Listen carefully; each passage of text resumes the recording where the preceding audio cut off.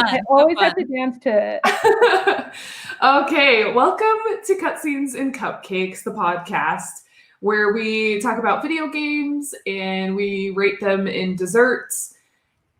And yeah, but this one is a little bit different. It's a special episode. We've already talked about The Last of Us Part 2, but we only did Part 1. So now this is The Last of Us Part 2, Part 2.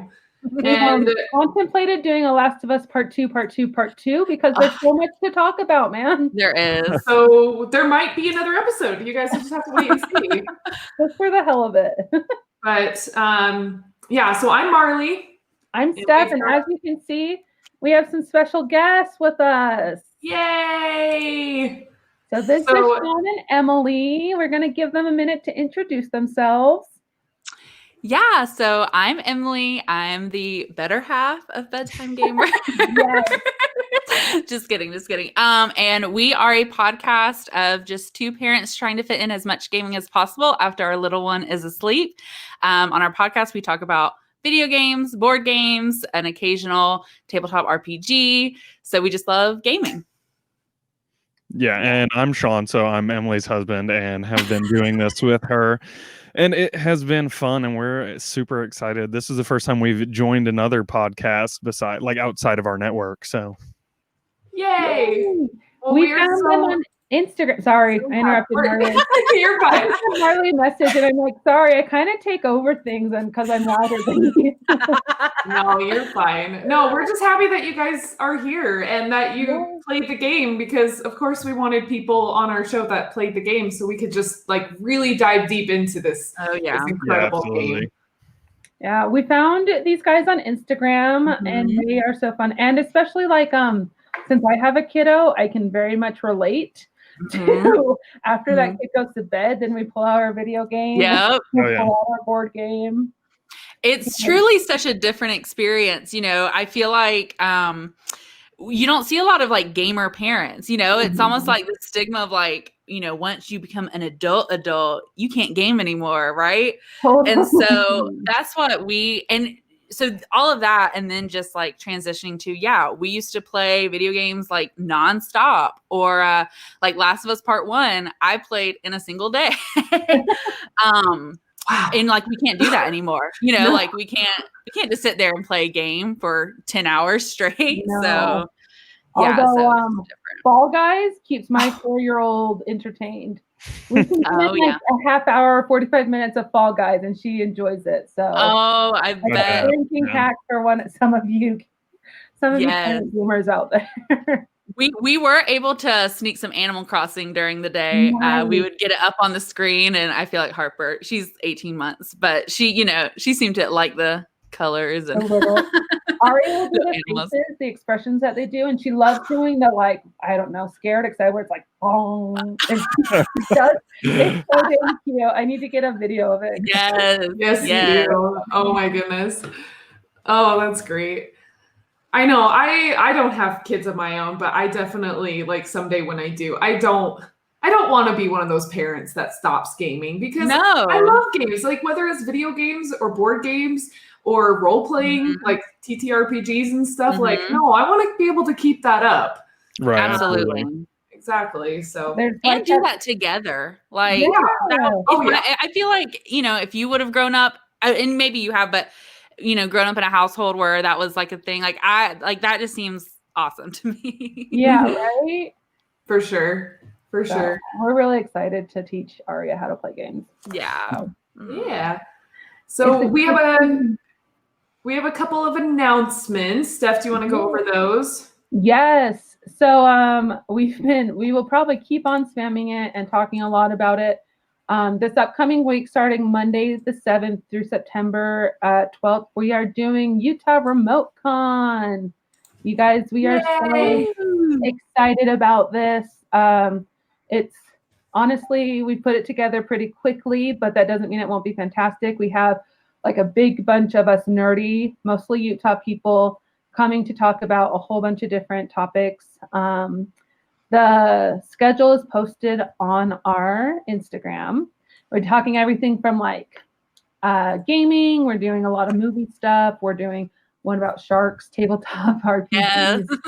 So we have a little bit of everything, and it's we just all miss conventions. I think we all. Oh yeah, definitely. Yeah, had planned on going to a convention or two, or even participating in a convention or two, and obviously that stopped. And definitely, we want everyone to be safe. It is what it is. Like we want conventions to continue in the future. So we'll take a break this year so that we can bring it back. Exactly. Right. And instead, we'll do remote con where we'll live stream panels and hopefully raise a little bit of money for American Cancer Society. That's awesome. So it's a completely free event. Like you can just sit at home in your jammies and watch the panels and enjoy. See us beautiful cutscenes and cupcakes, ladies and like. Yes. Speaking of cutscenes, real quick, our cupcakes lady. So as you can probably see or not hear, Lindsey's not here, but she is coming. So she was just running a little bit late, but she'll pop in here in a few minutes. Awesome. So yeah, keep following our social media for that. We'll be posting the link to donate on our Facebook, and it's in the bio of our Instagram. So yeah. Other than that, Avengers comes out on Friday. Oh, I'm so excited. I'm so excited too. Oh, so so soon. Our only announcements. Like at the beginning of this year, because I think it was originally supposed to come out in February or March. Yeah. And then they pushed it to September, and September was so far away. And now we're here, and I'm like, I can't handle this. I think it also, to me, felt like one of those games that was just going to keep getting delayed further and further back, and you just were like, it'll come out eventually. Right. Like The Last of Us Part 2. Right. If that ever comes out. Yeah. So I'm excited about that game.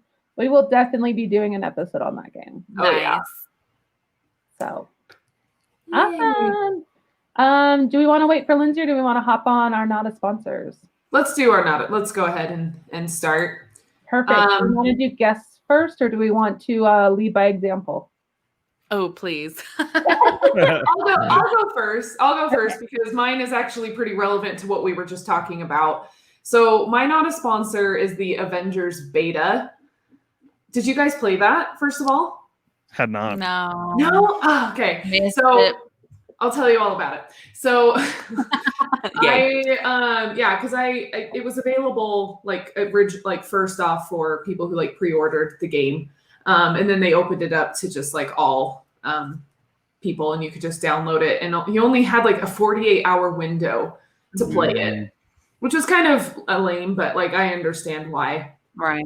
But anyways, the beta was so cool because you got to start out, there was an opening scene where you got to play each of the heroes, each of the Avengers, and you got to test out all their different special moves, abilities, and kind of get to know how each of them plays. Because even though a lot of the button mapping is very similar, they all have very, very different styles. Gotcha. And so that was interesting. And then they kind of start you into a story mode where you're playing as Hulk and Kamala Khan, aka Ms. Marvel. And you kind of get to know her a little bit more, which is fun because I don't know about you guys, but I don't really know a lot about Ms. Marvel. Mm-hmm. Right. Because I'm very much about the movies when it comes to the Marvel universe. Mm-hmm. So anyways, it's going to be fun to get to know her. And then you finally get to a part where you co-op is available, online co-op, and you can meet up with your friends and online and do missions together. And my most favorite was when I was playing as Kamala Khan and one friend was Black Widow and one was Hulk, and then we just had some rando being Iron Man, and we just went and just did missions and fought bad guys, and it was so much fun. Oh, online co-op. That sounds like a blast. Right. I'm really excited for this game, but I'm also, they only gave us a tiny bit of story, and I'm so curious. I need to know more, and so I'm really excited for the game to come out. They're trying to hook you. Mm-hmm. Does it seem like it'll be very story-driven or more combat-driven? I think pretty story-driven. Yeah, I mean, of course, like there's gonna be combat, because there's all these cool players who are characters who have really cool like move sets and abilities and stuff. So Yeah, I think it'll be interesting because it's supposed to be like a games of service game. So I mean, they're planning, season passes for all the characters. So I'm sure they're going to be stretching out that content, which will be neat to see how they kind of keep people involved. Yeah, and I love like that PlayStation's kind of doing their douchey thing, but it's really beneficial because we're all PlayStation gamers here, where you can only be Spider-Man. Yes. That benefits us. They really did that. Mm-hmm. It is kind of a douchebag move, but I understand as well. Right. So, too bad, so sad. Yeah. You're like, just a little reminder. Yeah, that's what's up. Goodness. Yeah, I'm excited for it. Steph, do you want to go next? Yeah, so my not a sponsor is a podcast that I have been devouring. Very Presidential by Ashley Flowers. Ooh. It's just so good. I think that she's covered a few presidents so far that aren't really, that I feel like we didn't learn about a ton in school, like Grover Cleveland. Oh, yeah. Yeah. Exactly. I was about to say Wilford Woodruff. That's not a anyway, that's not a president. I might have to look it up because I know she does JFK, which is obviously a president that we learn about. But they're super good. Okay, she's done Woodrow Wilson, Grover Cleveland, Lyndon B. Johnson, and JFK so far. Mm. And like just like their scandals that they went through. Ooh. The presidents are kind of, they obviously have done great things, but they've also done some really crummy things that you get like wanting to sweep under the rug and have you forget about. And even like JFK, one of our most beloved presidents, not a great dude. Oh. Yeah, it's just interesting and it's very well researched. It's a Parcast. I feel like podcasts are very, very, very well researched. I love their conspiracy theory podcast. I love their cults podcast. Very Presidential, does not disappoint. Ashley Flowers, everyone like Crime Junkie, everyone knows who Ashley Flowers is, and she did a really good job on it too. So that's check awesome. it out if you want a podcast that will they'll suck you in because it really, really does. Like, who cares about Grover Cleveland? I didn't until I listened to this podcast. Wow, right. So that's mine. Yay. Shawn, why don't you go next? All right. So I'm going to also be recommending a podcast. So it's kind of like a different like series. So it's Headlong. Is it your own podcast? Yes. No, that would be this little podcast known as Bedtime Gamers. Have you heard of Bedtime Gamers? So I listen to podcasts on my way to work. That's like primarily like when I have like my me time for that. And so recently I've been listening to Headlong, and I've listened to some of them in the past. They have like 3 mini series. The one I'm listening to now is Missing Richard Simmons, which I'm not like a big Richard Simmons fan or anything, but it's kind of like how he just fell off the face of the earth. And it's like really interesting because like he's just he's a very flamboyant, flashy person, and he was that way to all his like personal connections, and he just more or less disappeared.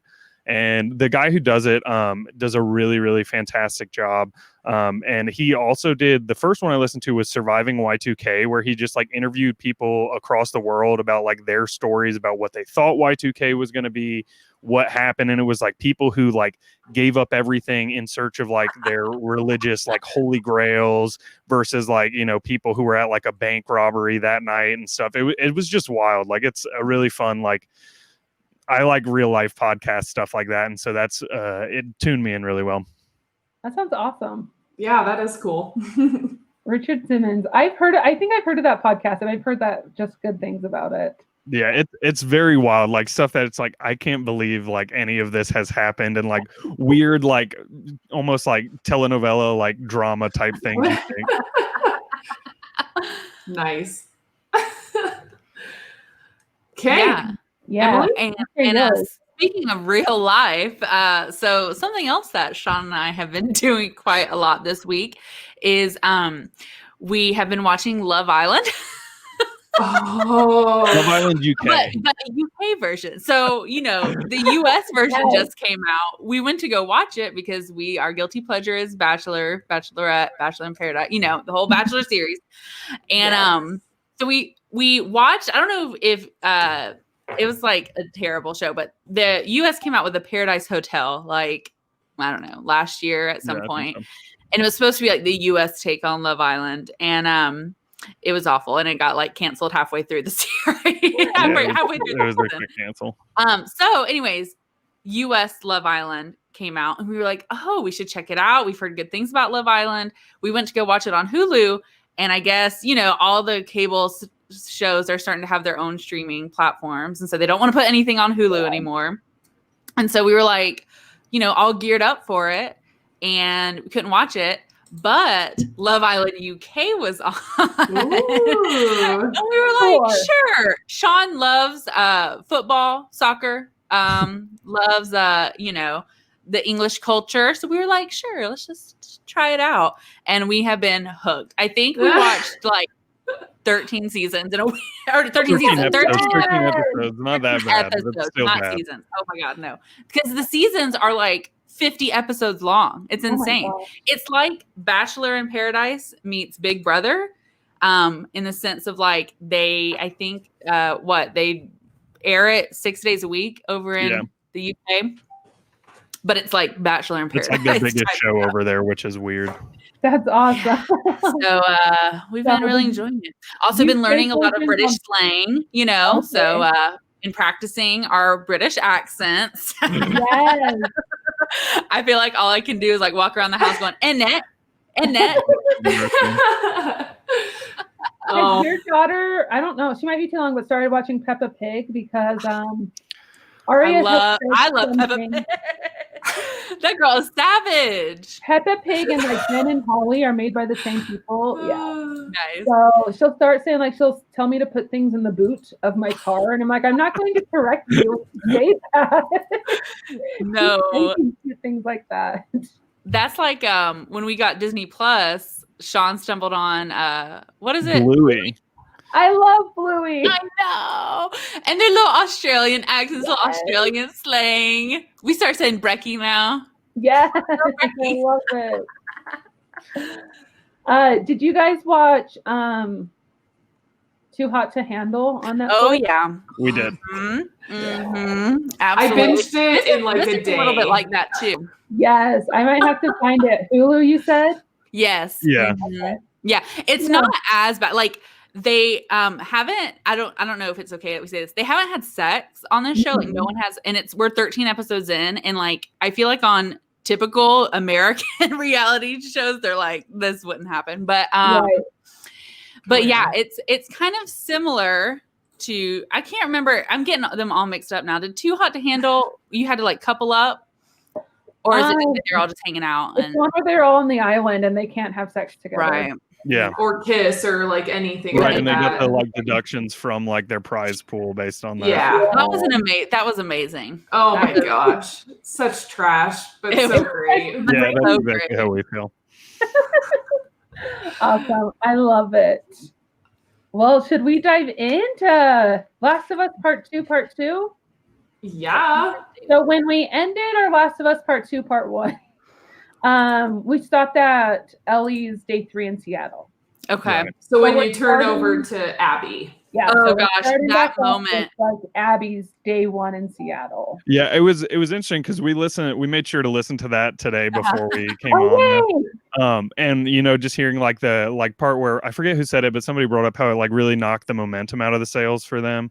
And that like exactly 100%. It was kind of like the end of playing that night for us is how I felt. I was like, I really like, I can't believe they did this. Like, I'm not really feeling this. I don't want to go back and play. At that point, you're like, this is probably another half of the game right here. Right. But like, man, I'm sure we'll get to it. But by the end, I was like, I'm so glad they did this. Yeah. I think it's quite shocking that they have you play a character that like you don't really care for. Right. Yeah, and that you despise, really. Yeah, for all intents and purposes, she is the villain. Why are we playing as this person? I know when I very first played it, like, because I finished the whole game in the first weekend it came out, and I didn't really understand why like so many people were so upset about the game and like throwing a fit, you know. And then when I got to that part, I was like, oh, yes. And then I wasn't happy about it either, but I was like, I need to know why. I need to know. So like I kept going. I was like, I need to know like what is it about her that we need to know, and why is she important? Like what is going on here? And actually I didn't think it was gonna be like we were gonna play her for that long as we did. And well, they kind of give you that teaser at the very beginning where you just play her for a minute. Right. And that's what I thought it was gonna be. Like I thought, you know, I was trying to think back and I was like, would I have liked it more if it was like kind of like one day as Ellie and then one day as Abby, and you're kind of like doing it concurrently the whole way? Because it was just like, you know, you're just so invested in Ellie at that point. You've practically spent the same amount of time that you played in part 1, you know, here in part 2 as Ellie. And then, like y'all said, just cutting the momentum and like, I think it helped the emotional commitment. I agree. Yeah. Like, because like you became so invested in, you know, obviously we've been invested in Ellie since the first game, but like you become invested in like when you meet Jesse and Jesse shows back up, you're like, oh, I really like Jesse actually. And like Dina, and like you're just so intertwined with that. And you're like, I can't imagine really even supporting or caring about another character as much as I care for Ellie. And for me, by the end of the game, I was like, man, I really, really like Abby. And like I could like totally see what her purpose was. Right. I feel like go ahead. I'm sorry, all of us all at once. Marlee, then Emily, then me. Okay. Like for me, when the very first time I played it, like I didn't like it took me a long time to process afterwards about Abby and her role in the story, because even still after I very first finished it, I was like, okay, I'm still so angry because I don't like her. I do not like her. But then like the more I thought about it, and then like when I did I played through it with Stephanie and Lindsey, because they hadn't gotten to it yet, and plus they borrowed my copy. So and then the more and more like I saw things and like thought about it, I was like, okay, so maybe I kind of do like Abby. Not as much as Ellie, like as I'm showing in my name here, I am still team Ellie. We wanted to make it clear. But this game makes you think. You know, and it really teaches you to look at different perspectives. Mine changed for sure. Yeah. Isn't her day 1 that you find out that Joel killed her dad? Yeah, you find out pretty early. I mean, it felt to me like that was like clearly, okay, this is why she hates, like I was like, you know, she's got to be tied to the Fireflies for some reason. And it wasn't clear. He was hunting Joel. Yeah, like it was clearly personal for her, and I figured that might be the case. But like, I feel like the flashbacks give you a whole lot of insight into that. Yeah, and I don't think we both kind of had suspicions that it was a Firefly, or that it was probably a family member. I think we even guessed it might be her dad or parents, but we just kind of thought they were like part of the Fireflies, maybe. I think it was still a little bit of a shock to know that he was like the doctor, you know, that was going, like he had such an important role to play in that day. And so like y'all kind of mentioned on the last one, you know, just kind of the parallels between them, you know, they're both kind of Ellie and Abby dealing with that vengeance, dealing with losing a father figure. It's like hard because it's like, which one is more right, you know? Yeah, no, I kept saying that through the entire game. Like they're the same person pretty much. They have pretty like similar stories. Yeah. And they're both going through their stages of grief and vengeance, which is why I really like Abby. Are you team Abby? Oh, I am. I'm super team Abby. You should have changed your name. Maybe I will. I feel like Ellie was, I mean, I guess since Abby did get her vengeance, she was then ready to like move on and be like, Right. hey, let's like make real life. Let's get away to Catalina Island and let's. Well, especially back at the theater when she was like, I let you live. Right. Yeah. When she first confronts Ellie, she's like, what are you doing here? I let you live. And because of how things ended with Ellie, she was still so much like, I gotta do this. And then like jumping forward so much when she leaves Dina to still go do it. I'm just like, come on, Ellie, come on. That moment was like, oh, like I'm starting to like have second thoughts about Ellie, you know, just because like that moment specifically, that moment in general, Shawn and I thought the game was over. Like we did not think it was going to keep going the way. And then even when we started to play, like we got to that point at like 1 o'clock on like a Sunday, and I was like, I really need to like be up for work, like in not too long. But I was like, there's probably like only an hour left, and like we played like another hour, This is and I the was like, I final gotta thing, stop. surely. Like, I was like, I have to wait until tomorrow to play this, and it's gonna drive me insane. It was like when she was playing the guitar in like one of the bedrooms, and I was like, this is the final scene. Like this is it. Right. Yeah. I can't believe it's over. Good. Yep. And then it was like, no, wait, no. Here's Tommy coming in, telling, and I'm like, okay, but this is the final scene. It's gonna be like it sounded like it was a part 3 setup. Yeah. I know. I compare it to like Lord of the Rings, Return of the King, it's like there's like so many endings, and it's just oh, that's the no, we've got another scene. Okay. I was like a little angry. Like we were kind of like annoyed. We were like, wait, there's still upgrades. There's still combat. Yeah, what? like upgrading. It was like, and I think it was very much one of those things with a little distance. I was like, I'm really glad the way they did everything. But like in the moment, I was like, I don't want the game to end because this game is amazing. But at the same time, like I want closure. Like I'm craving that closure. Yeah, I have a lot of feelings about like part 3 of the game. Right. Santa Barbara. What? Yeah. In Santa Barbara. Yeah, that was weird, kind of. It felt like after playing so long of Ellie Day 3 days, Abby 3 days, and then the last little bit just felt a little bit rushed. Yeah. Right. For me. Yeah. I felt like we didn't get enough information about the little like what cult people. The Rattlers. Are you talking about the Seraphites back in Seattle? The Rattlers in Santa Barbara. Oh, okay, yeah, the Rattlers. Dog bounty hunter looking. Yeah. Like they kind of mention what they are, but they don't really go into it. You're kind of like, give me a little bit of that lore. Right. And you had to kind of get that through notes, like finding notes and stuff around. But like honestly, like when you get to that part of the game, like what you guys are saying, and you're just like, okay, what's going on here? Like you kind of just stop looting, you know, because you're like, okay, let's just keep moving forward. Right. And so it's very possible that you could miss some notes and stuff. But at the same time, like, no, you're right. Like they could have given a little bit more information about Rattlers, and even where are the fireflies that were supposedly out there? Are they real? Right. Do the people that were talking to Abby on the radio, were they really fireflies, or were they Rattlers just like trolling?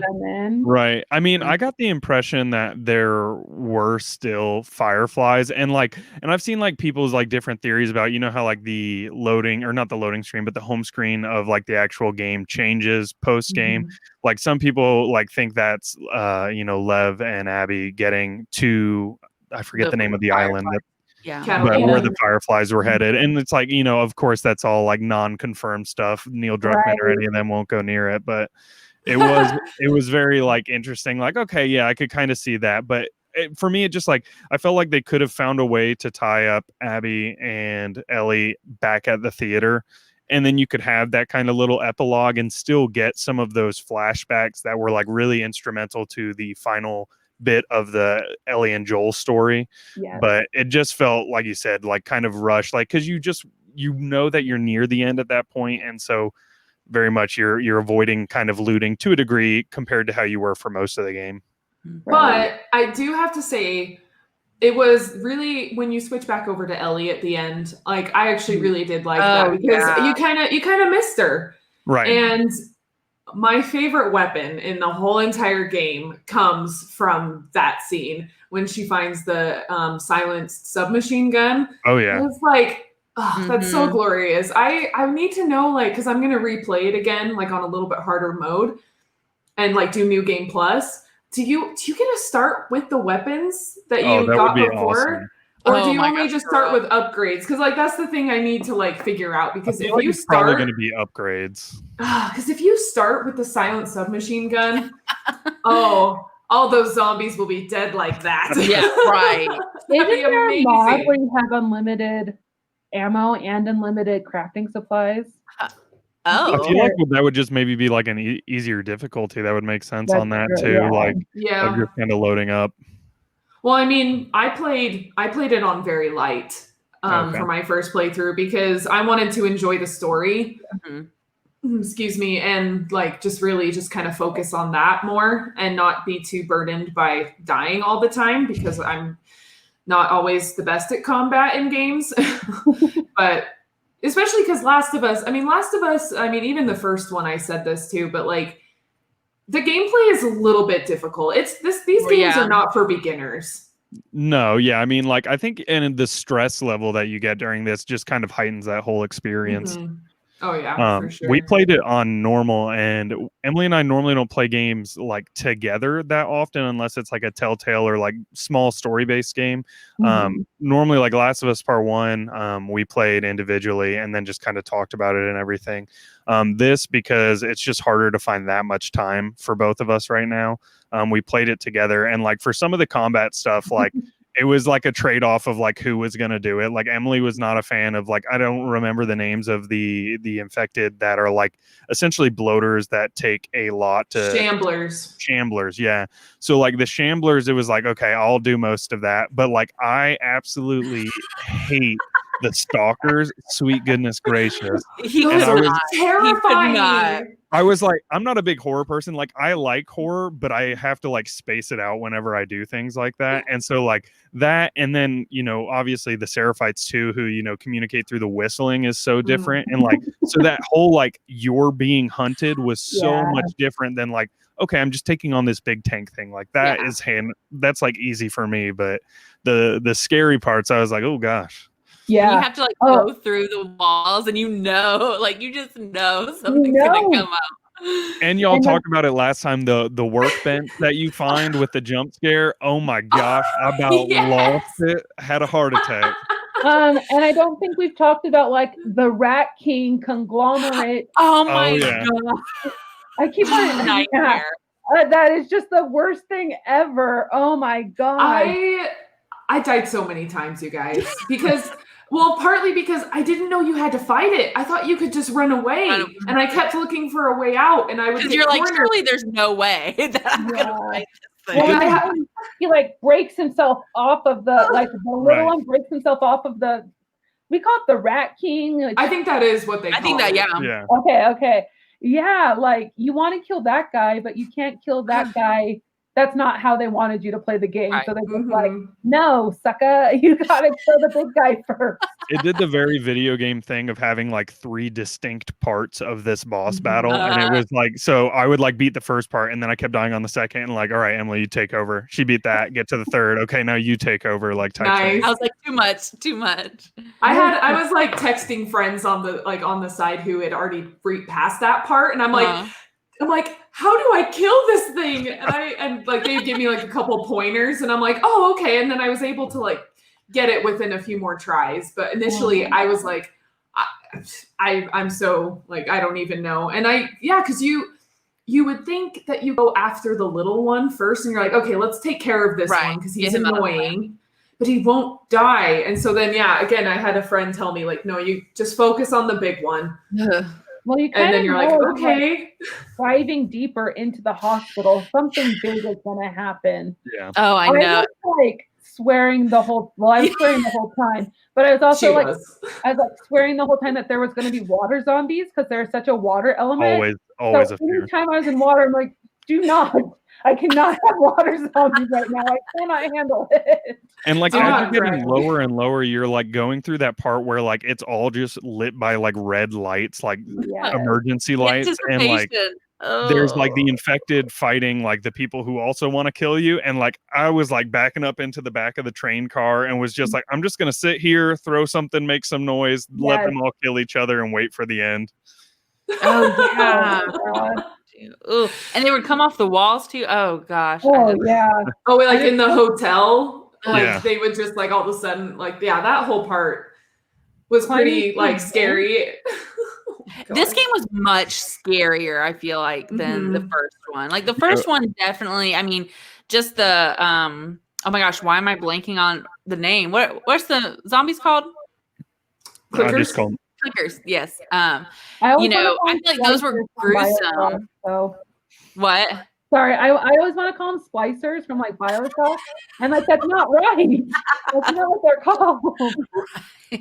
I just feel like those were gruesome in the first one and creepy, but this game just had such an element of horror, you know, kind of embedded throughout that, you know, kind of kept you on your toes. It's true. It's I know. Quality, man. Mm-hmm. Brings it to life. Mm-hmm. But it was like, I think it's true of this game as it was of Last of Us Part 1, that like the zombies aren't the real monsters of the story. Humans are. Which I feel like, you know, on one hand is like very like kind of tropic and like, okay, yeah, this is how every like apocalyptic like zombie type thing goes. But it is the most intriguing part of all of it anyway. Like that's always what you want in the end. Yeah. Mm-hmm. Well, and just kind of going back to like Ellie versus Abby. Right. And I was going to comment before too about how like, because it was very upsetting for Ellie to make that choice to go to leave Dina and go after Abby once again.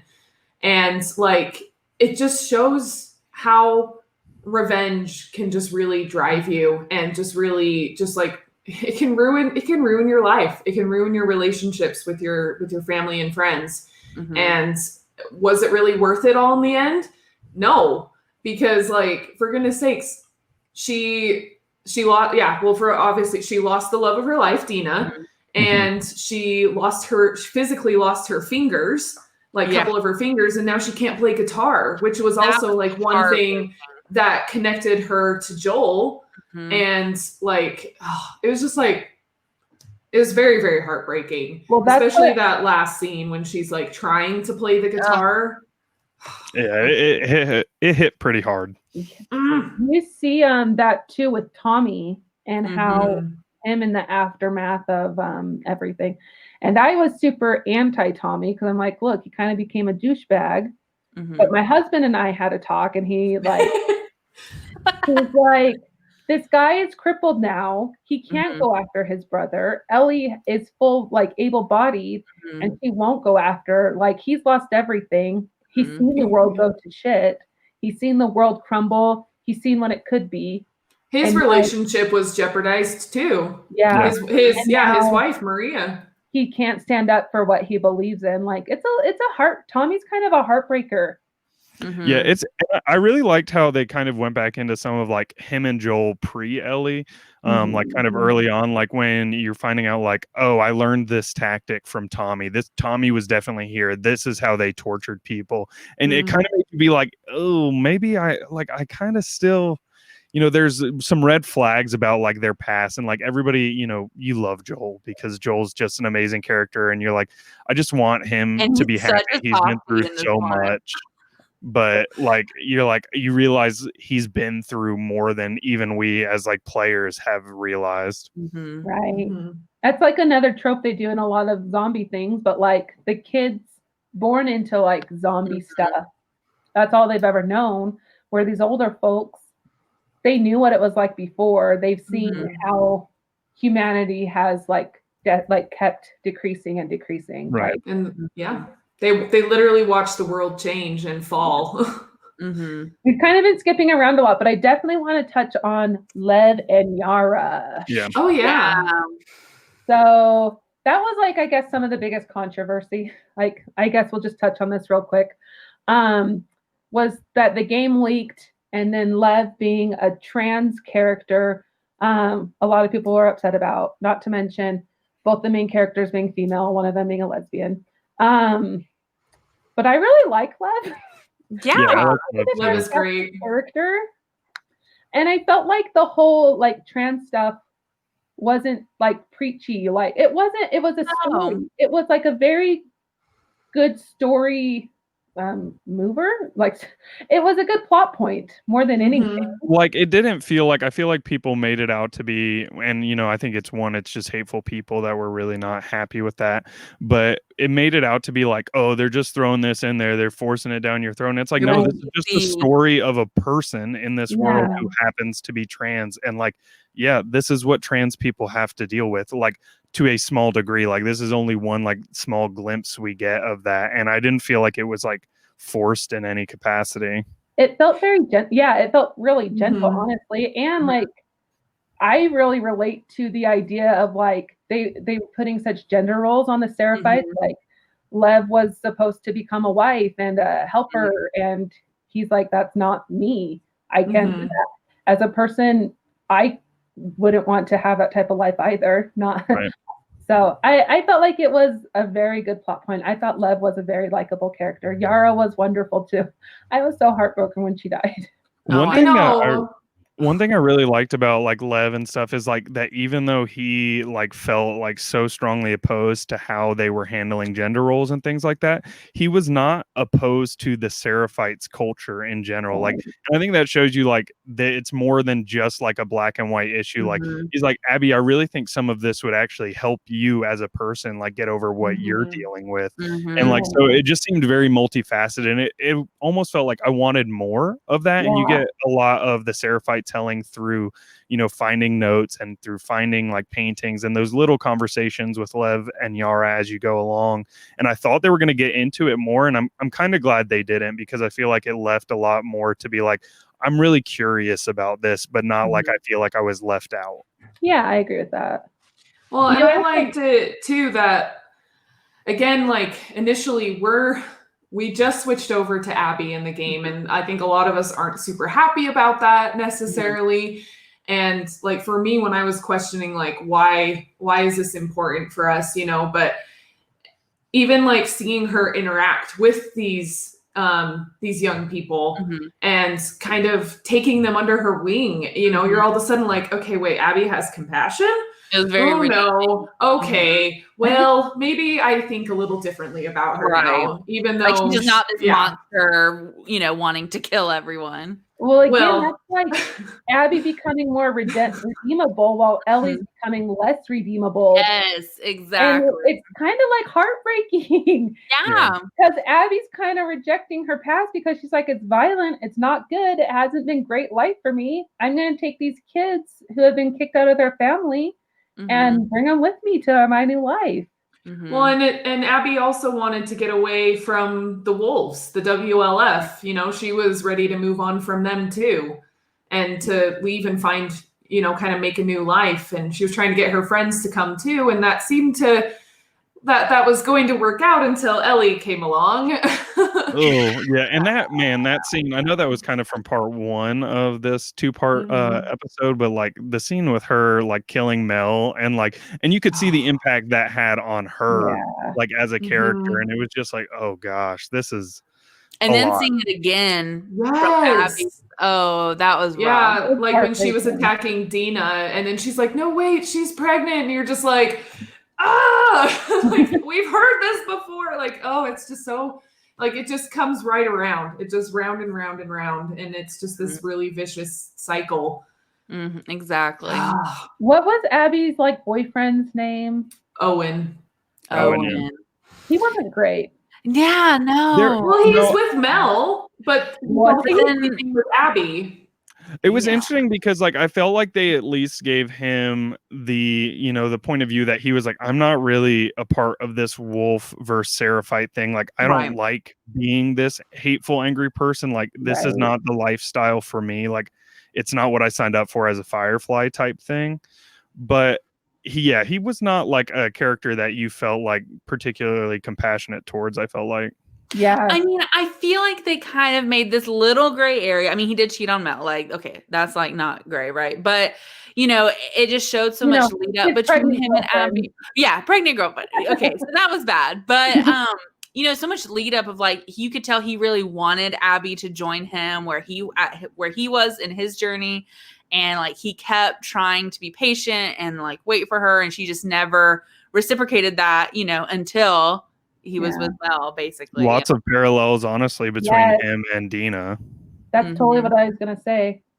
Yeah. Well, and it still makes it, for me though, like it still makes it really hard to like these people though, all of Abby's friends, because like when we're very first introduced to them, they're helping and watching Abby brutally mutilate and torture and murder Joel, and so it's like from the get-go we're like, we hate these people, we don't like them, like Ellie, go get them.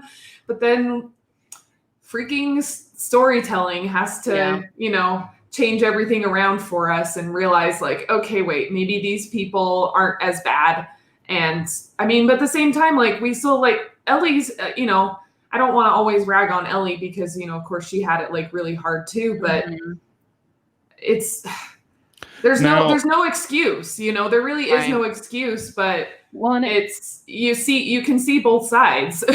Oh yeah. It comes full circle because Abby couldn't be with Owen because of her revenge plot against Joel. And then Ellie leaves Dina for her revenge on Abby. Like, it really is just like these parallel stories that Abby's just a little bit farther ahead and Ellie will get there, but we saw Abby being redeemed and Ellie not quite there. Now, were y'all aware of like any spoilers going into the game? No, all I had heard was the controversy. I just had my predictions and kind of like I knew something bad was going to happen to Joel that would make Ellie like go on some sort of crazy revenge mission. Right. That's like all I kind of predicted. Yeah, I mean, there were lots of spoilers going around beforehand, and we did our best to kind of stay away from them as much as we could, because The Last of Us is like a top, 2 or 3 game for both of us, I think. And so it was like very much like I was trying to stay as far away as I could. And the only thing that I saw the whole time was like I saw when we had gotten through the first part, like so the first half of the game, somebody said something about somebody getting shot in the head and being alive still, and I assumed that meant Jesse and not Tommy. And so I kept waiting for that, and when I saw it was Tommy come back in, that was the only part where I was like, oh okay, now I get this. But like in terms of like Joel dying and stuff like that, that was not a big thing for me, because I felt like that's what this game had to be in some way. Oh yeah. And then like I know other people talked about like Ellie being a lesbian being spoiler, but was that was not a spoiler? Right? Hasn't that been like a thing since like the beginning when they first announced Last of Us Part 2? Okay, dancing with the girl. Yeah, but also they did touch on it more in the DLCs from the first game. Yeah, absolutely. So they really didn't like in the actual just the game part 1. I don't think they ever really. I mean, you guys played it more recent than me, so maybe you can tell me different. But I don't think they really. I don't remember it being a big deal in the first one, but like it wasn't like. I mean, I don't know. To me, it didn't make that big of a difference either way. But in Left Behind, they definitely made a big deal about it. And because that's how she got her bite mark. That's how she first got bit. Yeah, and her friend, that she liked, got bit and died. She died. Ellie didn't. I don't even like that DLC. I didn't know that. It's really good. It's only 2 hours or so, but it's a really good, fun experience. Okay. It is. I was texting one of my friends while he was finishing up the game, so we had beaten it already, and he was like kind of texting me where he was at, and I asked him like, well, how do you think the story's gonna go, like without like giving him any hints or anything? And he's like, well, the only thing I know is that Ellie dies at some point, and I was like, oh, okay. Yeah, I'm excited to talk to you when you finish the game. And when he finished, he was like, Ellie didn't die? There was a lot of buzz about this game before it came out. So I think just a lot of different theories and things were going around. Some true, some not, so it was kind of hard to know what was what. you know? Right. So I was like, I'm just going to play the game and find out for myself. And like, even in the beginning, when Joel died, like, I wasn't surprised, but I was still very mad. Like I literally was throwing things because I was so mad about how it happened. Right. It was so brutal. And so, yeah. I felt like after Joel saves Abby, and then he turns around and does that. No. When you were saving her, I was like, you know, she was kind of acting a little weird. She had like these little glimpses, and then as soon as they walked into the house, I was like, Joel's gonna die. I was like, oh my gosh, they know who he is. And like when you see that, it was like, oh no, I don't want to watch this. Like I just let me turn away. I just really didn't think, you know, that it was going to be that brutal because he was helping her, which, to be fair, what was Joel doing helping her so much when he knows what kind of world he lives in, you know? Honestly, like, he's been through so much. Like, I was kind of like, I would have kind of weird. I think honestly it kind of showed like the adverse effects that, you know, Joel had on Ellie versus what Ellie had on Joel. Like I think it showed that Joel had kind of softened up, and he's been living for 4 years at this point in a relatively safe society. Like they've been able to manage by themselves with, you know, 1 or 2 casualties here or there, but like I think it shows like the amount of comfort he had in that situation versus the amount of comfort he had in the first game, you know. Right. And we kind of know that he's had a falling out with Ellie. And so maybe like trying to be redeemable, trying to like, and then I guess made up, but like still like trying to like be that redeemable good guy. Right. Well, and at that point in the game, all we know is that Ellie and Joel had some sort of fallout, and we didn't really know. So then, you know, of course, through the different cutscenes and flashbacks, we find out more. But it's not until the very end of the game when we finally like get to see that flashback that we've been waiting for, and it's that night before that that he dies, and they're talking outside on the porch, and I'm like gonna like tear up just like thinking about it because it's like it's like the best, like it's my favorite part of the game because I just sat there and bawled like a baby, as well as took like a million screenshots on my PlayStation. But you know, just for them to be able to put aside, you know, all the crap that they've been through, and for Ellie's like, you know, I'll work on it. I'll try to forgive you. And he's like, okay, that's fine. You know, I can do that. It just made like the looting in the first part of the game when you're on your mission with Dina, and like you're going through and you're talking about, okay, we're gonna have a movie night again. Like you realize like this was gonna be the first movie night like that they had since this whole falling out, and like, oh, it was so gut wrenching to be like, she didn't even get that. Like, you know, she made the promise to like, okay, let's try this. And she was, you know, you could tell she was excited about it, and it just got stolen from her. Really the only person in the world besides Dina that she cared about. It's very heartbreaking. Oh yeah. I bawled like a baby at the very end, and like even through the credits and everything. And I think we have to talk about that final episode, or that final scene with Abby and Ellie. Oh my God, I know. I put the controller down. Like I didn't want. I was like, because at that point I had been like, not that I wanted to choose one over the other, but it's like I understood Abby at so much at that point. I was like, I don't want to fight her. Like I don't want to do this. I don't want to kill either one. Like I don't want to kill Abby as Ellie. I don't want to kill Ellie as Abby. Like I can't do this. Well, and then Lindsey, who was not able to end up joining us after all tonight, like, so she played, when we were all playing together, she was the one who had the controller in her hand during that scene. And it was the very same reaction. She's like, guys, I don't want to do this. She's like, I can't. And we all, and because I knew, because I played the game, I was like, you have to. You have to, like, go through the motions, you know, like, it sucks. It really does. But, like, yeah, and she had a hard time like playing through it, and even afterwards we were kind of talking about it and dissecting it, and she was just like, she's like, what was the term she used? She's like, here are these two like broken shells of people, and they're fighting, and it's like, stop, like you guys don't need to anymore, you know. And so I know Lindsey like had a really emotional time from that scene. Well, and Abby, like physically, and like, oh my gosh, she was just. I mean, that was just heartbreaking Unrecognizable, hung up to on the like post. walk through. Oh yeah, and to like walk through as Ellie and see all those people hung, you know, Oh my gosh. and like to see Abby, you don't even know it's her. Oh, Mhm. And then the first thing Abby does is goes and rescues Lev, like, and just resigns, like almost like resigns to it, you know, like just kill me now, you know, like I'm so. Mhm. Oh my gosh. I do kind of wish there was a final conversation between the two of them. Mhm. Mm.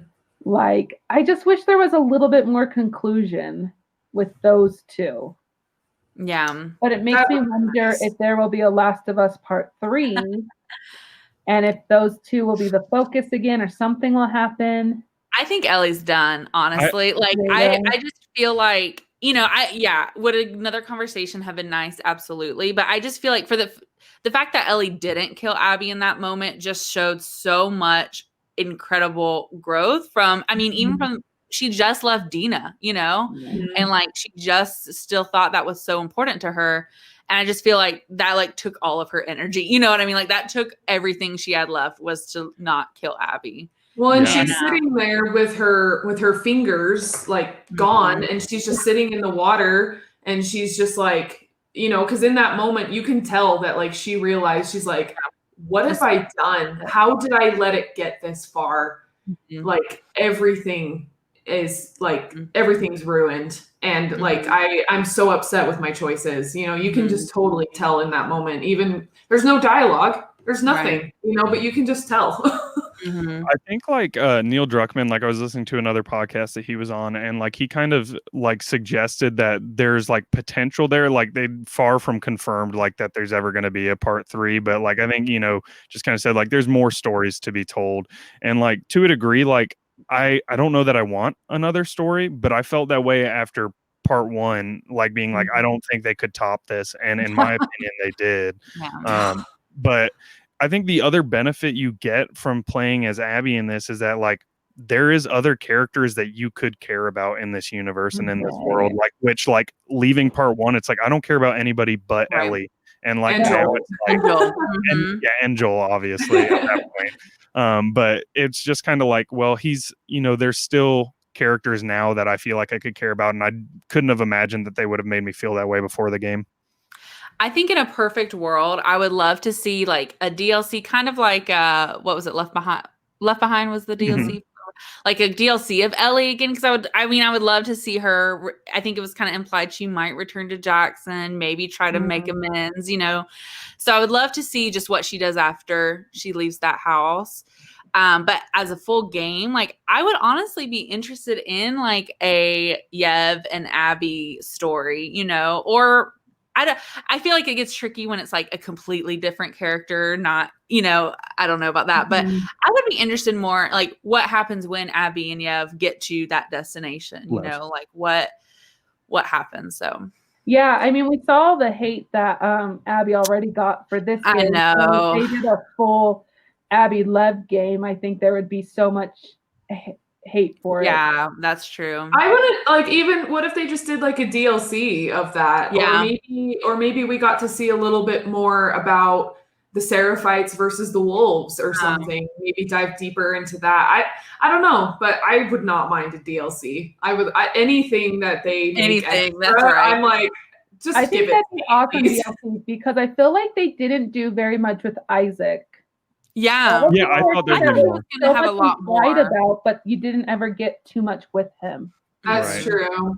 There was a lot of the notes were about Isaac and kind of his upbringing, or not upbringing, but like his coming to power. And so I don't know, like I don't know what I want, and I don't know that I want anything else with Ellie or Abby.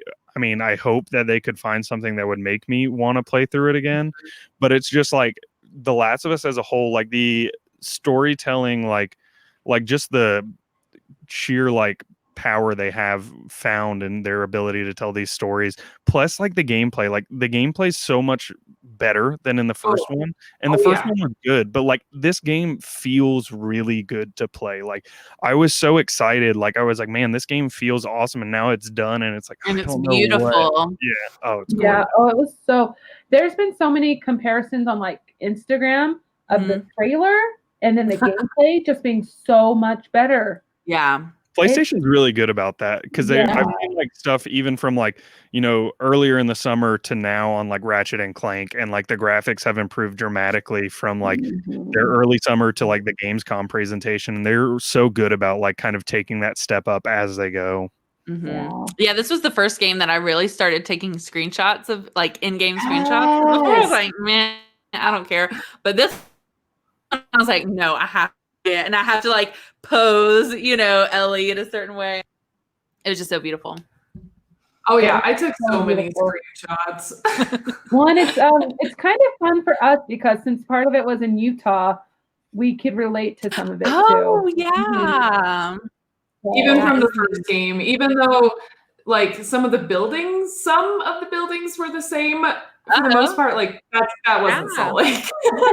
I heard like other people, we listen to a lot of like kind of funny content, and like I was listening to them talk about it, and Blessing, who's one of their hosts, lived in Seattle, and he was talking about like when they went into Seattle, he's like, there were definitely parts where it's like, I've been there and I've taken like my nephews there and stuff like that. And it's like, man, it hits so close to home. I can't imagine. Yeah, that'd be so weird. Yeah, the hospital that like the whole hospital stuff is based off of is like the hospital my husband was born in. So. Oh my god. Yeah. Yeah, there's not really a St. Mary's. It's actually St. Mark's. I think is what they based it off of. But yeah. So do you think that Lev and Abby made it to Catalina? Do you think that there's really fireflies? Do you think that I don't think there is. I think there is. I'm just a hopeless romantic. Yeah, I think part of it is just, I think part of it's the hope, because you're like, well, maybe there's story then. And like in my head, that's the only way that you can get any more of Abby and Ellie together, is that maybe like Ellie just decides like she gets wind of the fireflies and she's like, maybe there's a chance for me to kind of do all of this anyway. It'd just be so sad if there wasn't. Oh my gosh, I know. They escaped all that. They did all that. They like ended. When they were there for months, they were prisoners with the Rattlers for months. If they just got sucked into like the same another Rattler trap, or there was just no one there, it would just or another group. Yeah. I just feel like, you know, Ellie went through a lot. You know, that cannot be denied. Abby did too, but I just feel like Ellie, I don't know, just kind of ends, not, I wouldn't say a better place, but she's, you know, she does have Jackson to try to go back to and make amends, or I don't know. I guess she really doesn't have a lot, but Abby, I just feel like it's like physically not okay. No, no. She's just really like broken. You know, so I can't imagine her not finding some kind of silver lining at the end. Oh, it'd just be so sad. Do you think Ellie ends up with Dina at the end? I don't think know. She ends up back at Jackson. I don't know whether there's a room there for her to still end up with Dina. I hope, you know, part of it's because you want Ellie to have something. You want her to not be so empty on the inside still. But I mean, it would be a hard press if I was Dina. So like, I don't know, like, left her alone with her child, you know. Well, and especially because like Jesse's family still cared about Dina so much, and like, but you don't get an idea of like, do they hate Ellie for wanting to go out there, hate Ellie and Tommy for wanting to go out there? Because if they hadn't gone, Dina didn't go. If Dina doesn't go, then Jesse probably doesn't go. And so like, you don't know like the dynamics there. And there's still just so much that like I want to know about. And I don't know that I'll ever get to, and I don't know that I ever need to, but like, just, I love this game and this universe so much. No. It's amazing. Like I even thought, too, one of the first thoughts I had when I finished the game the first time, like, I was like, okay, there's a lot to this game that I didn't like and didn't necessarily agree with, but I can't deny like how amazing it is though. And how well done it was with the story and like what they did and why they did it. Like, I can't deny that it was just so well done. I'm still gonna play it again, like even though there are parts that I hate, you know, but like I'll still play it because like this game for me like rose up to the top on my list. Yeah. I mean, for me, go ahead.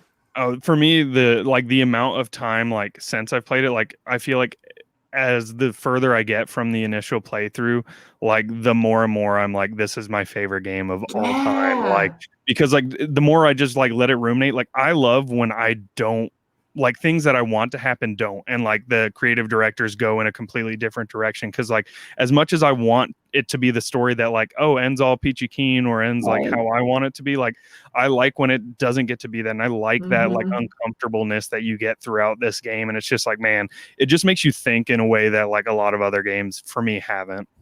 Right. Oh, yeah. I love really nuanced characters, and that you definitely have plenty of those in this. Like my favorite character from Game of Thrones is Cersei.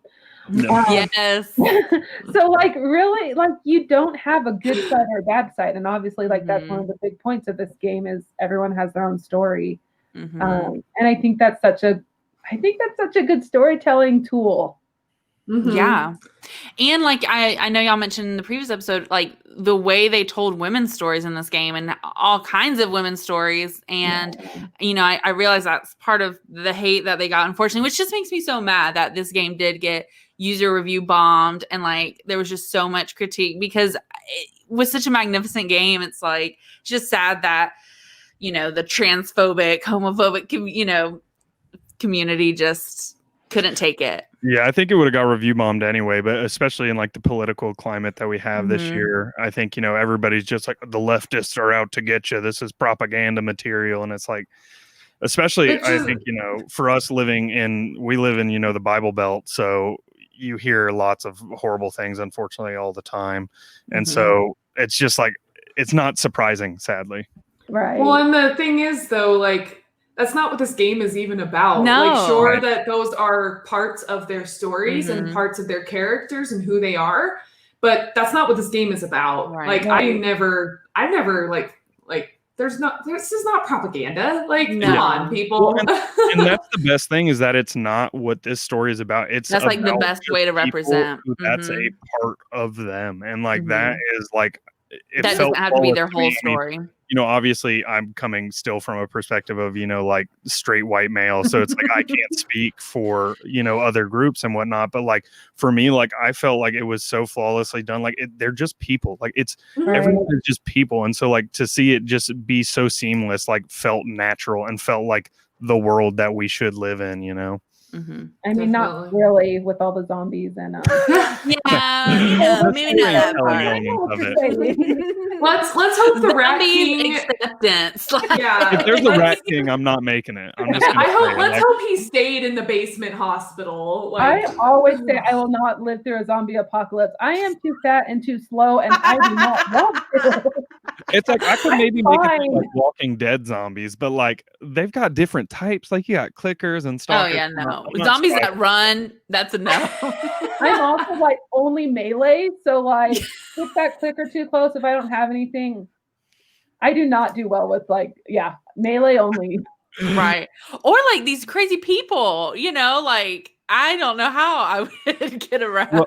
Well, I would probably just like whatever you need me to do. Like, it's funny you talk about like doing only melee because I feel like Emily and I both approached fighting in this game like very differently. Like I like melee and stuff, but like I loved using like the craftables, like the Molotovs. Oh, Shawn is always an explosive guy. And so like far away. It made it so much easy to kind of keep my distance and never be like in too much danger and stuff. Whereas like Emily was like, she's much more of a stealth game player, and like so she's sneaking, and I always start that way and then mess up and like, oh my god, let's just end this quickly. See, I'm all about the guns. Like I love like all the different like all the different variations of the guns and upgrading them and finding all the ammo. That's another reason I loved Abby is because she was so bulked up that her melee, man. She didn't need melee. She had those arms. She just had the Justice League and the Avengers over there. Yes. Like didn't Ellie had the shivs that she would have to craft, but like didn't Abby just like have those like unlimited or something? Like no, the other way around. The other way around. Yeah, Ellie had her knife, but then that was Abby had to actually find the craft items and make shivs and yeah, like sometimes like I tried so hard to like when I was playing the game with Steph and Lindsey, like I tried very, very hard not to give spoilers, but there were some times where I was like, like when they're in the crafting menu and trying to pick what they want to do, I'm like, I know what part's coming up, so I'm like, maybe make a few shivs. Yeah, really. Or maybe you should make a silencer for your pistol. I feel like the only thing I cared about crafting were like shivs and the melee weapon upgrades, and then silencers. Because I was like, I want this to be over quickly, and I want it to not alarm like everybody else. Yes. But what about that flamethrower though? Wasn't that amazing? Gosh. It was very helpful at certain parts, I feel like. Yeah. But there were times where like I thought it was going to be a little better. And even in the first game, it was like that. Like, because I didn't even remember the flamethrower in the first one. But like when we went back and played through, you're Joel at like the end leaving the hospital or whatever. And like I came up on these like 3 guys and was like, I'm gonna use the flamethrower. Their backs are all to me. This is gonna be great. And it did not kill them very quickly. And I was like, oh my God. Now there's just 3 guys who are on fire shooting at me. And I was like, this was a terrible idea. We were in like the Seraphite village. Oh yeah. I had gone through all my ammo on all my guns. So I'm just like, I guess we're going with the flamethrower. Light their like entire building. Everything's on fire at that point anyway. Oh my goodness. This so game. At the end, do you think you're team Abby or team Ellie? I think we know Marlee. I'm still team Ellie. I'm team Abby. I am. I love her. I think I like Ellie more, but I feel that Abby was more justified. Like, and I think that like that came into it in that last fight scene for me was like, I feel like I side on Abby, like more like, you know, not only was her father taken away from her, but like she cared so much about finding this cure, and that cure's forever gone, especially after the point where she said like, I would give myself up. And you never really get that closure from Ellie. Like, I think she probably would have, but she never even got the option to make that decision, both from Joel and from the Fireflies, because they didn't tell her. Yeah. Yeah. And I think they did hit upon like some of that consent. There was no consent with her. Right. Doesn't Abby even talk about that a little bit? I can't remember. I feel like there briefly. I feel like there was a flashback that showed not Abby, but the girl that was like leading Joel into the hospital, who was like the Marlee. friend. Marlene. He was kind of like, wait, what? You're going to do that? And then Abby kind of came in and she's like, oh, wait, what? Yeah. It was very brief, but I mean, even still, like, I think Ellie, like, if she would have had like a second chance at that, she would have been like, no, take my life so that you can find this cure. I think and that's why she was so mad. That person though, but if it comes to it, like if it's picking who I want to play more as, I want to play more as Ellie, just because like I'm so attached to her at this point that like I love everything about it, but like I do feel that there's possibly more justification for Abby. That's kind of where I'm at. I'm going to steal Shawn's answer. I'm Team Yev. Yeah. Oh my goodness. You mean Lev? Lev, yes. Oh, Lev, yeah. They're so great. A little spoiler to one of our panels next week where Marlee and I are doing badass female characters. She's going to be doing Ellie and I'm going to be doing Abby. So. Oh, nice. That'll be a good that'll make for a really good panel.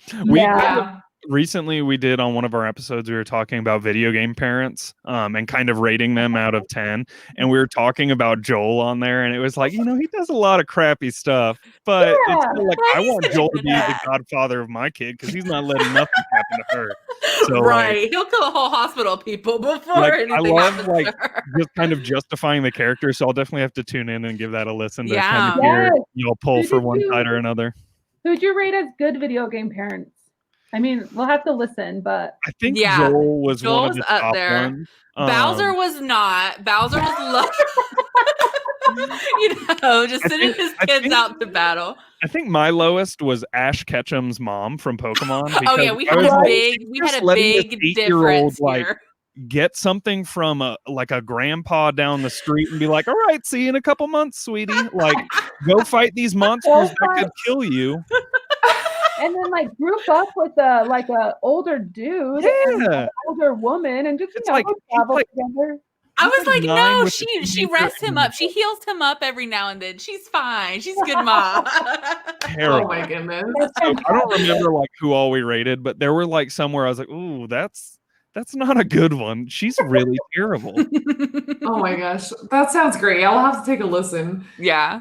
So at the end of our show, we do a rating, and normally we actually have like a baked good, but we don't because we're doing this over video. Right. Honestly, though, we haven't had real treats, and I mean, we've had them, but not for the podcast. Yeah, so we'll just do cupcakes. We'll still do the rating out of 5 cupcakes. So we just want to hear what you would give the rating, and just kind of like a brief like kind of why. I mean, I know we've all like been talking for a little while now about why we like this game and everything, but just like a brief little explanation. And then and we'll kind of conclude after that. So does anyone want to go first? I mean, I can. Oh, sorry. No, you go ahead, Steph. I give this 4.8 out of 5 cupcakes. Are you one of those people that can't give a 5 now? Like, listen. Okay, I would give 2.2 more if there was a conversation between Abby and Ellie. Fair. I get it. I understand. I think you guys made good points about why there wasn't, that there didn't need to be. But I just... Yeah, you need it. Yeah. So, but I really love the game. I would love if there was more DLC. I love the characters. I love the nuance of the characters. I love that this game made you think about things that you didn't have. Like, you have a favorite character, but you also know that all the characters are equally good and equally shitty. And that's just how humans are. Like, that's a really cool thing. I mean, it's not a good thing, but it's a really good thing to bring into gaming and to storytelling, that no one's 100% good or 100% bad. And that's what real life is. So I really liked it. So yay. So I will give it a 5 out of 5 cupcakes. Like, for me, it is kind of like the pinnacle of gaming in terms of like, I love narrative driven games. I love open world as well, but narrative tends to be my favorite. And there were just so many parts of it that I didn't think I wanted this game, even though Last of Us was probably my favorite game of all time. I just didn't think that they could do it justice in a way that would make me care not only about the characters I knew, but other characters. And I felt like they did such a good job of that and making me feel uncomfortable in a variety of ways that I genuinely appreciate. And the ambiguity of the end of the game and like kind of, what happened, and even throughout the game, really, like, I like that there is this discussion to be had. Like, when you get like kind of the open closed book, like, it's like, oh, that was fun. I like the beginning, middle, and end. But like the fact that it was like kind of the whole time, like, well, what do you think that means? And how does this affect you? And how does it affect the characters? And like, for me, that just kind of lends itself to be just so much more of a game than I was prepared to have for this. And so I would have thought, like, rating The Last of Us, like, they couldn't have done any better than that. And I think they went a pretty far way past it, in my opinion. So 5 out of 5 cupcakes. Yay. Yeah. Do you want to go next, Emily? Yeah. So I feel like I have to give it a 5 too, because I like a minus for me definitely was the ending, kind of like how we mentioned, of just it was rushed through, like that whole the rattlers and introducing that enemy so late game after you think the game's over. Like, that did kind of hit me, but I feel like it just made up for it with the just amazing storytelling, like we've all said, the conversations that it started. The graphics were phenomenal. It was like the perfect amount of balance of letting you explore. There were things that, you could have missed, whether it was not looting or just exploring some of those buildings. Like, I feel like that was a perfect amount of open worldness to a very story linear game. I loved all the different characters. And even though, it was kind of hard at first jumping to Abby, I feel like we just got so much out of these characters and out of their stories that I just feel like rarely happens in games. So I feel like it just kind of makes up for that. So I'm gonna give it a 5. Nice. I feel like, because I'm thinking about the only other time So one of my other all-time favorite games is the Spider-Man PS4 game. And I think when we did that episode, I gave it 10 cupcakes. Like I went above because I was like, Wow. I love this game. And like, I feel like I kind of need to do the same for this one. Of course. Because like, it is like, it's such like a high rating for me, but I'm still just gonna, just for easier purposes, like I'm also going to give it 5 out of 5 cupcakes. And those are gonna be big, fat, jumbo cupcakes, gourmet cupcakes with all the frosting. Right. I loved the first game a lot, and I was so excited for this one. And I honestly, like, I was like, I don't even care if this like game like is not super great or there's a lot of like people hating on it. Like, I'm like, I don't care. I know I'm going to play it and I'm going to enjoy it. And I did. And I also really like story heavy games, very linear games. I don't really like the open world as much. I'm like, no, just give me a character, let me play through, just keep moving forward and enjoy. And also for a game that I played over 2 months ago, and for me to like still like be so passionate and emotional over it, I'm like, okay, there's something to this game. And I'm like, if I'm like talking with people about it and maybe they're hating on it, like I will defend it to the death because I just feel like I feel very like emotionally attached to it. And again, even though there were parts of it that weren't my favorite, I still overall like this game is seriously like, it's my number one favorite game. And it's going to take a lot for another game to pass that up. And there are a lot that I really do love. So for this one to pass all of them up, I mean, that definitely says something. But yeah, and I'm just like so excited to play it again on New Game Plus. I don't really care for grounded mode. I don't really care. Like, I think that's cool for people who like that mode, but I'm like, no, I just want to play it again to enjoy the story again. Yeah, I think for me, like the New Game Plus never really appeals to me. And there's only one other time that like I felt like when I finished a game, like I want to start this over immediately. And I felt that again with this. And like I said, the more time I'm away from it, I'm like, I really want to experience this again. Yeah, no, I'm really excited to play it again. I've been kind of hesitating because I know it's going to be quite another journey. Right. And so I'm like, okay, I got to like be in the right mindset for it. Emotionally ready. Yeah. So yeah, this game is so great.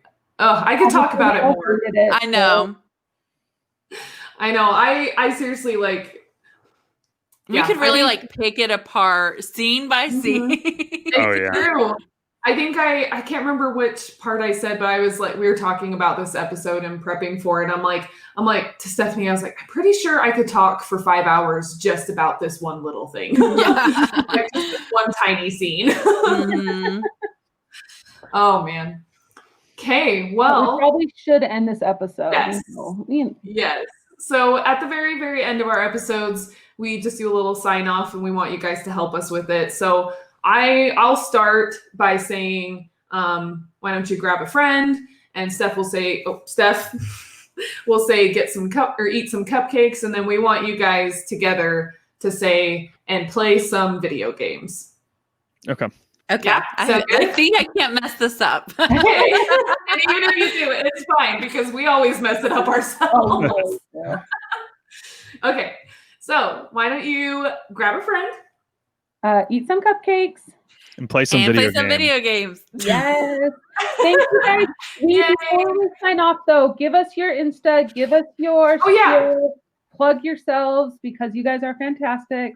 Everyone should listen. So we're Bedtime Gamers. You can find us on Instagram, Bedtime Gamers, no space, just Bedtime Gamers. We are also right now doing an Extra Life fundraising event in November, but we're doing things up until then, raising money for Children's Healthcare of Atlanta. So super excited about that. And Shawn, you can say something too, but I just really want to thank you guys for having us on. And I just love what y'all do for the podcasting community in general. I feel like y'all are just awesome and make everyone feel so welcome and included and Just love it. Thank you. Oh, thanks. Yeah, I think this has been like a great experience for us. And like even like last year, y'all reaching out with like, different initiatives and things. And like kind of including us, like it kind of made us a little bit more passionate about this. So we thank you. But then definitely just so Bedtime Gamers is for like our actual podcast. Emily is Queen Emily with 4 Ys. And then I'm Shawn. Okay, you really gotta out me like that. What was your Shawn?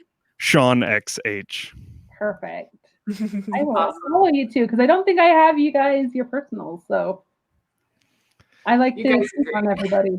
Yes. Okay. Awesome. Well, thank you guys. So much. Thank you so much for having us. Thanks everyone for listening. Or watching.